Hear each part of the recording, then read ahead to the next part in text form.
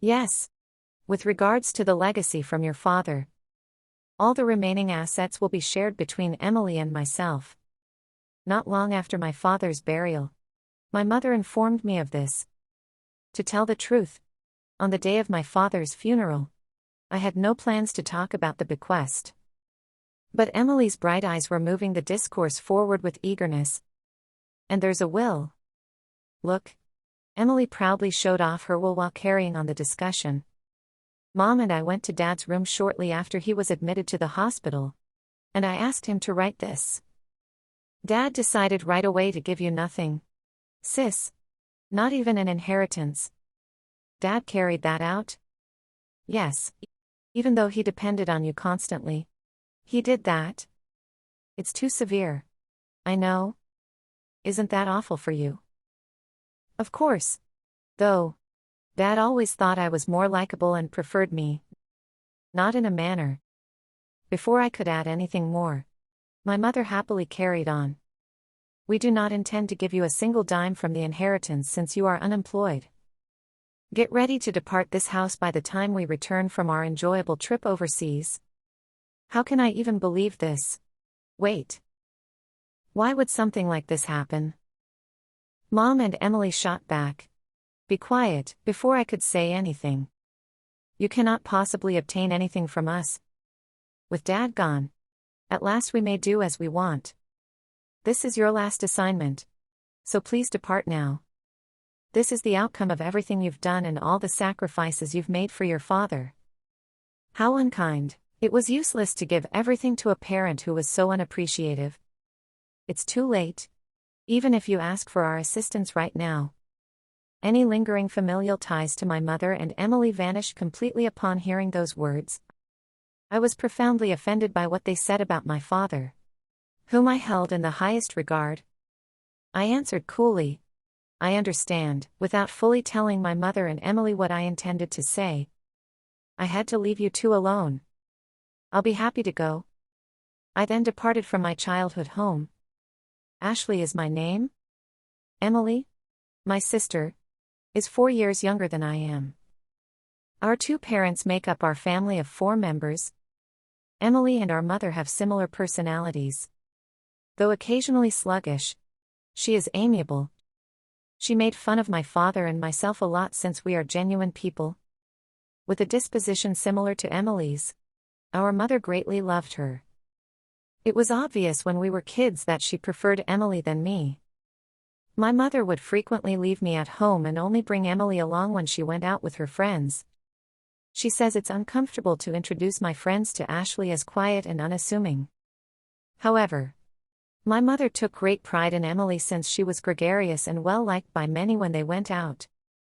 My father was the reason I could have a pleasant life even with a mother and sister like that.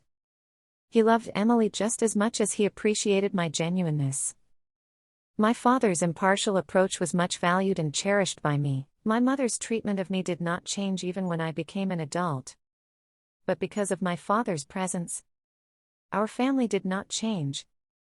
However, something happened at home when my father retired at age 65. He shattered his bone when he stumbled over a little step in the home. His aging muscles did not readily recover from surgery or therapy, despite his best efforts.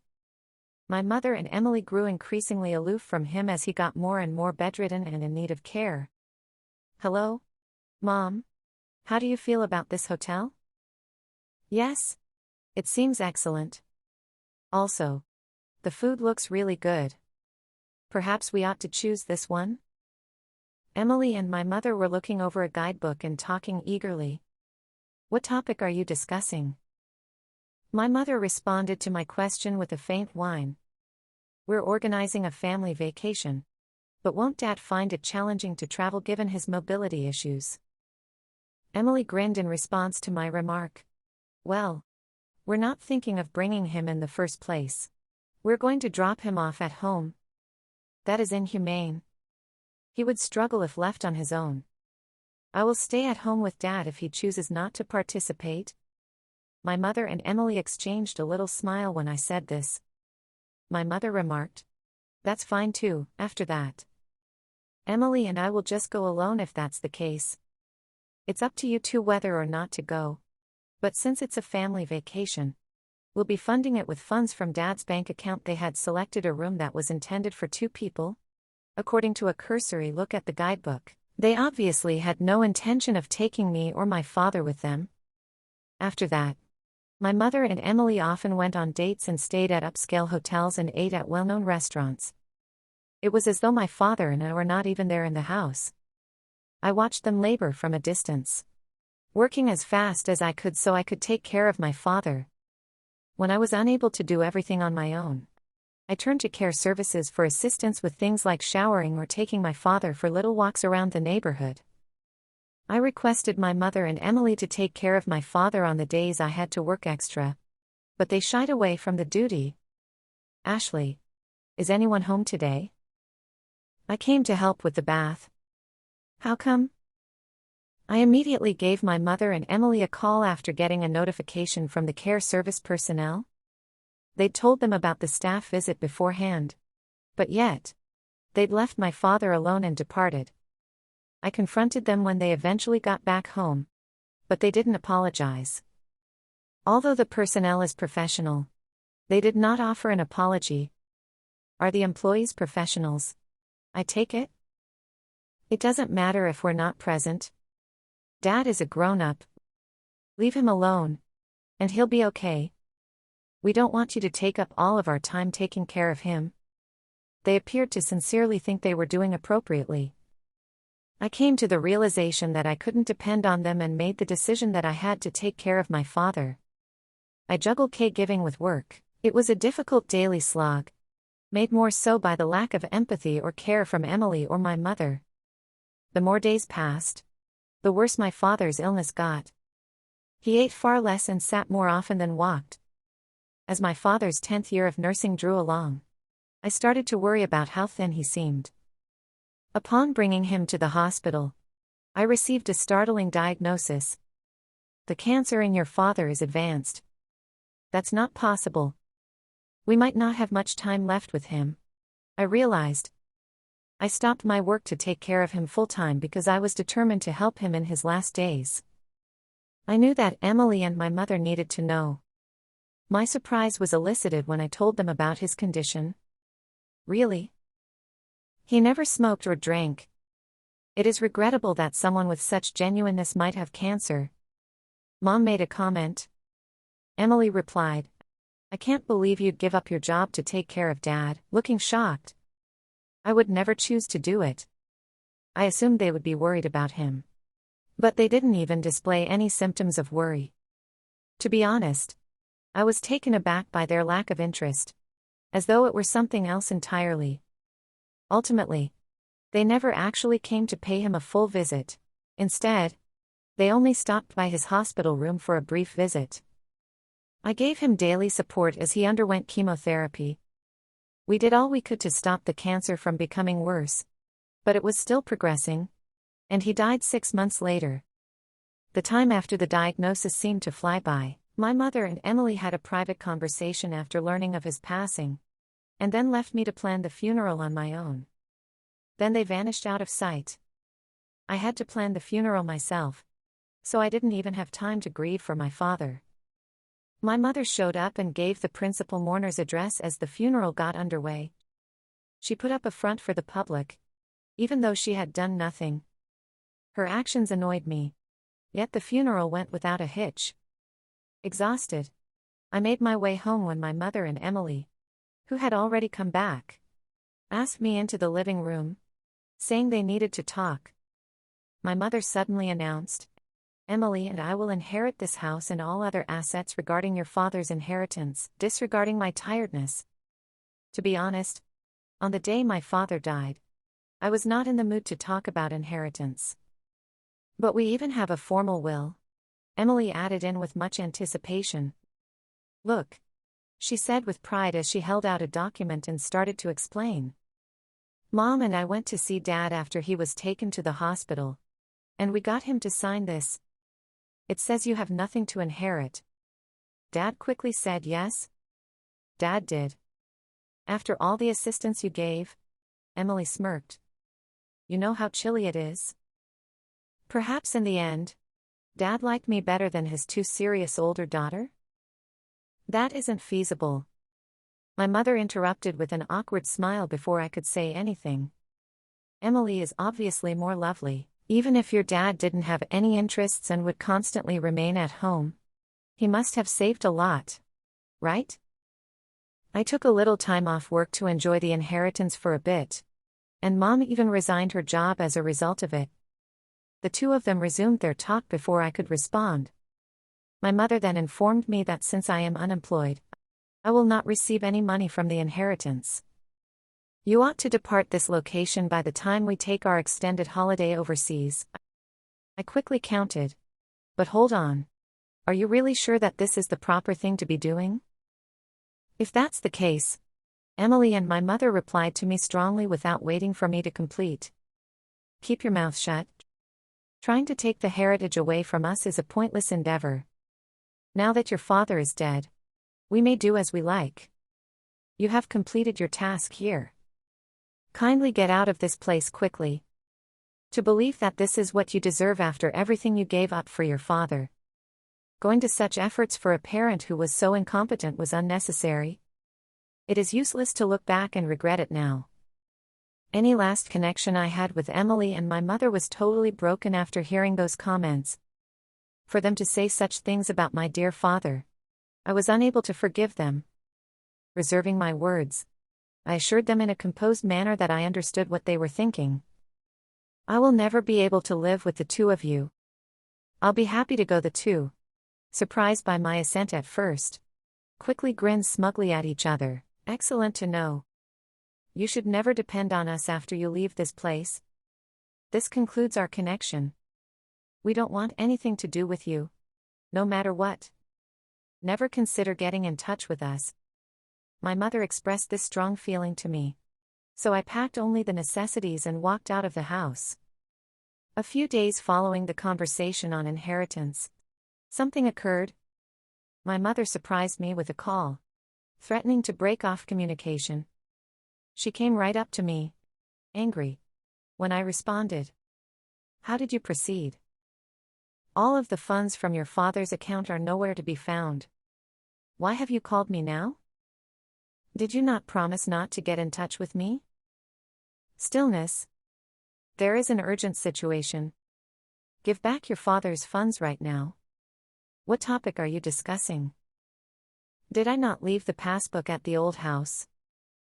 The money in the account is undoubtedly gone, but I lost access to it when I departed.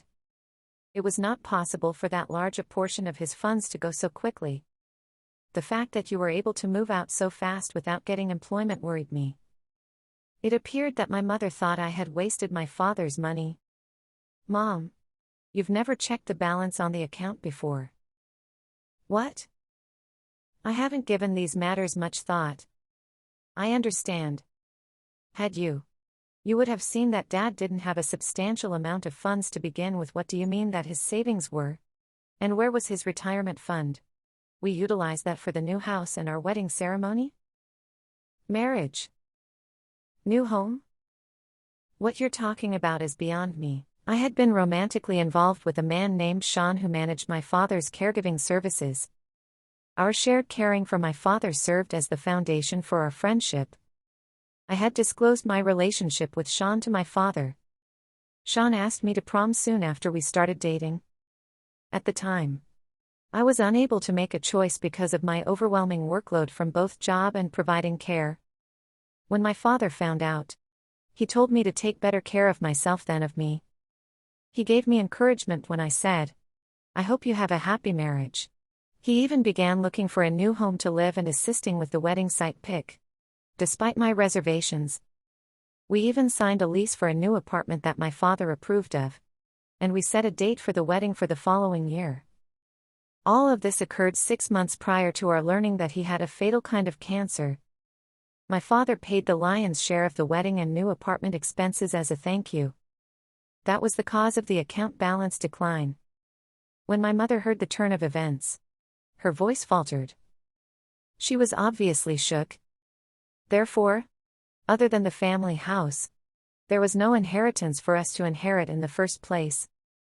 However, we shouldn't anticipate a high selling price considering its position. After listening in on the chat, Emily frantically grabbed my mother's phone. Hold on. So your wedding will cost a lot more money than my mother and I will inherit? It would appear to be that. Dad would not have thought it odd that the two of you were leaving the family home since he was aware of my marriage and my move out. He may have thought the inheritance would make up for the substantial sum he expended for me. Is it possible that the decision to get married was the reason you left your job? Yes, it is correct.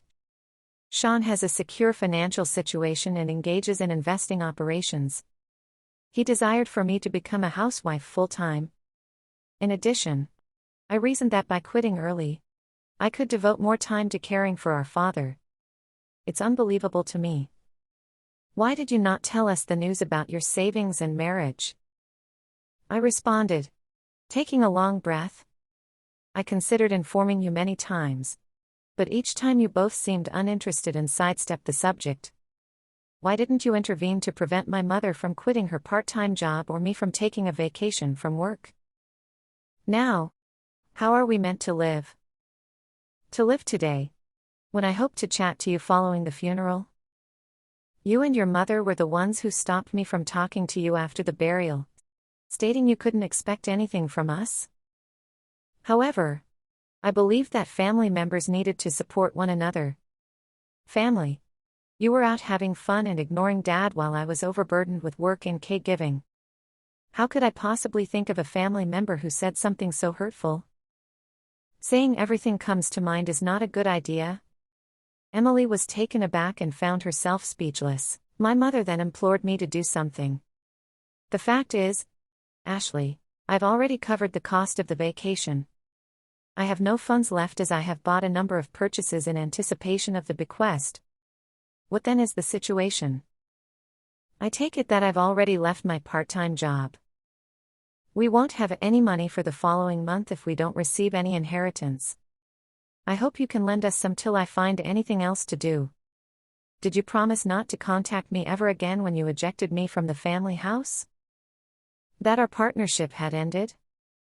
That you would refrain from meddling in my future affairs? Regarding that, throughout the difficult times my dad and I faced, neither of you ever offered any assistance. Do you want to rely on me now, when things get tough? That is really blatant. But what will we do if you don't assist us right away?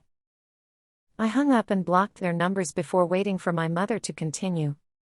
My mother and sister, who only call themselves family when they're in difficulty, completely sickened me. I made the decision to keep these two at a distance.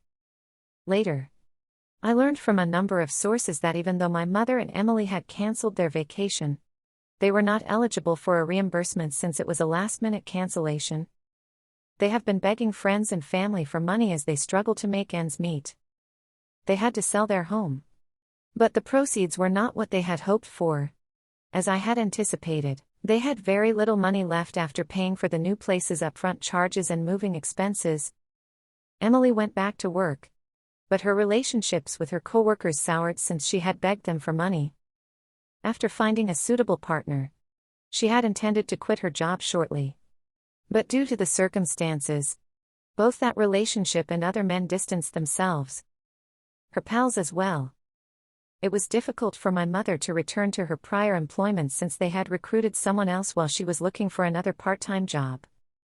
Her age restricted her options for employment. She has been working hard despite criticism from her younger co-workers. Right now, they gradually pay off their debts while covering their living expenses with Emily's wages and my mother's small part-time employment. They both appear to be exhausted. As for me, I was allowed to get married in a modest ceremony at the location my father selected. My father's absence from my wedding is the one thing I regret, but I think he's someplace, keeping an eye on our joyous occasion. Getting married to Sean has gone more smoothly than I had anticipated. We're spending pleasant, contented days together. I will always be appreciative to my father for providing me with this chance and for encouraging my friendship with Sean. I've had to establish a calm existence with my spouse while never forgetting how appreciative I am of my father.